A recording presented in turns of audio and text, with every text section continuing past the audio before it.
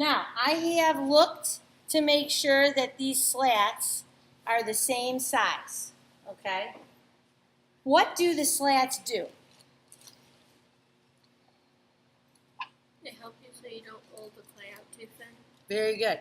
So we are making sure that we don't roll the clay out too thin.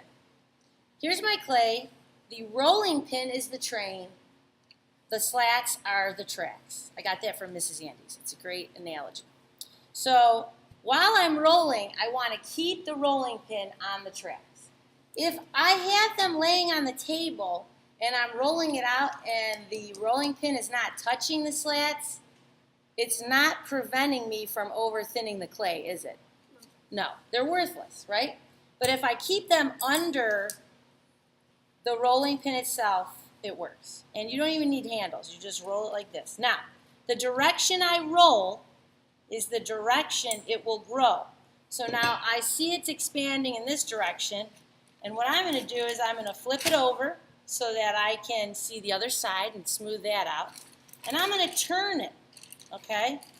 And you can do that in one movement, or you can do it one step at a time there, depending on how you want to do it.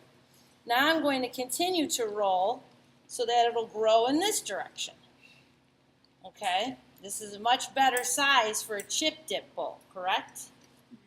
Yes. You guess? That's awesome. Well, I like that you tell me your opinion. That's good. All right.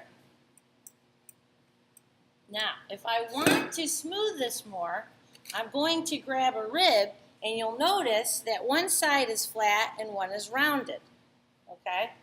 So I can take this rib, and I can use it to smooth the surface. If there's a little porcelain dust in here, it's okay if it's just a little dust. If we have chunks, that's not good. Okay, you can kind of see that I accidentally used my nail to gouge an area, so I'm just going to smooth that out.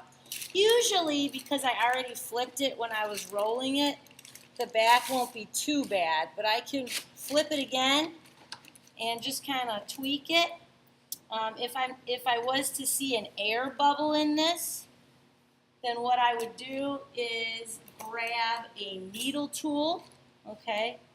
I would poke where the air bubble was, and you can see them because they look like a bump on the surface. I would put a little bit of water in the air bubble, and then I would, kind of like a volcano, I'd push from the outside toward the center to try to get that air out. And then I would go back and finish smoothing with my rib tool. Today, when you put this away, you're simply going to take this bag. Makes it a lot easier to get it off the table, of course. I already have placed my board inside another plastic bag. I can clean this board on the top, but never put water on the wood underneath so it doesn't mold. And I'm just going to, if I have any excess clay, I can move this to the side, stick it in the corner if I want. I'm going to take my third bag, voila, and I'm going to place this inside there. Dun, dun, dun, dun, dun. Look at that, a demo and a song, all for you. Push out any air I can without destroying my project. Twist the end up, tuck it underneath, take it to my shelf. If I think the clay is going to sit a while, which it's going to over a weekend, I might even give it a light spray inside on top. So for instance, before I put it in this bag, I don't want to do too much spraying.